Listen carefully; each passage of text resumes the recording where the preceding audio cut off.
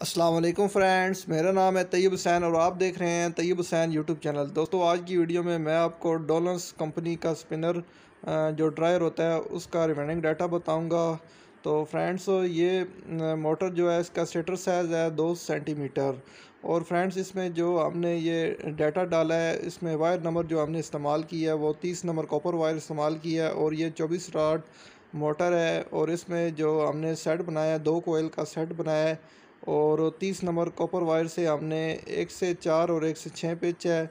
1 से 6 पिच पे हमने टर्न जो दिए हैं वो है 300 और 1 से 4 पिच पे हमने जो टर्न दिए हैं वो है 150।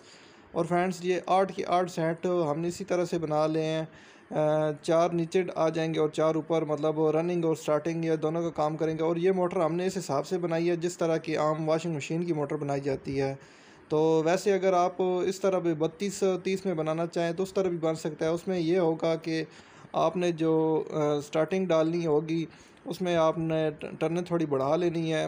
मसलन अगर मैं 300 दे रहा हूँ तो आप वहाँ 350 दे दें।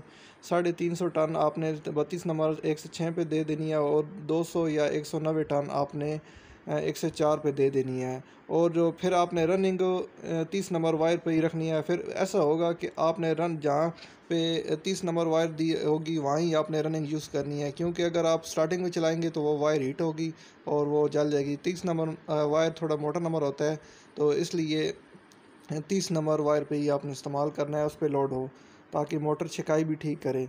तो ये हमने इसलिए इस तरह बनाई है कि अगर आप चाहें तो उस साइड पे इसको चला लें, मतलब वो लेफ़्ट साइड पे चला लें या राइट साइड पे चला लें, तो ये आपके पास दोनों साइड पे ऑप्शन होता है।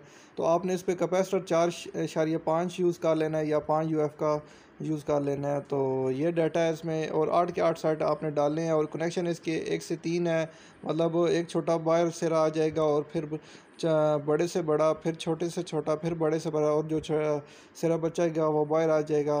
तो 2 सिरे इस तरह से रनिंग के और 2 स्टार्टिंग के। तो 2 सिरे एक अंदर वाली वाइंडिंग और बाहर वाली वाइंडिंग के आपस में कॉमन हो जाएंगे। जो 2 सिरे बचेंगे वो कैपेसिटर के होंगे। ये इसके कनेक्शन है। तो इस तरह से आपने कनेक्शन करने हैं। 1 से 4 पिच मैंने आपको बता दिया है इसमें। और इसके अलावा फ्रेंड्स, ये सारे कनेक्शन करने के बाद आपने अपने हिसाब से वायर जो होती हैं इसकी, एक आध कॉमन जो वायर है उसमें आप रेड लगा लें और 2 ब्लैक वायर इस्तेमाल करें कैपेसिटर की, वो आपकी याददानी के लिए। वैसे आप मीटर की मदद से भी चेक कर सकते हैं कंटिन्यूटी के हिसाब से, तो वो आपकी तरतीब है, उस हिसाब से भी आप चेक कर सकते हैं। उस पे आपको रेजिस्टेंस और दोनों पे बराबर शो होगी, और जिस पे आपको प्लस डबल शो हो, समझ जाएं कि वो आपकी कैपेसिटर की वायर हैं।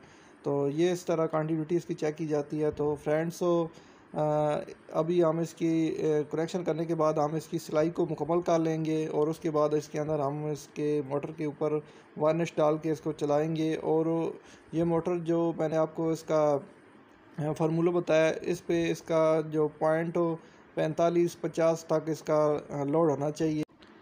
तो फ्रेंड्स, आज की वीडियो आपको कैसी लगी? अगर वीडियो पसंद आई है तो वीडियो को लाइक कर दें और इस चैनल को सब्सक्राइब कर दें। मिलते हैं किसी नेक्स्ट वीडियो में, तब तक के लिए अल्लाह हाफिज़। फ्रेंड्स, अभी हम इस मोटर को आपको चला के चेक करवाते हैं।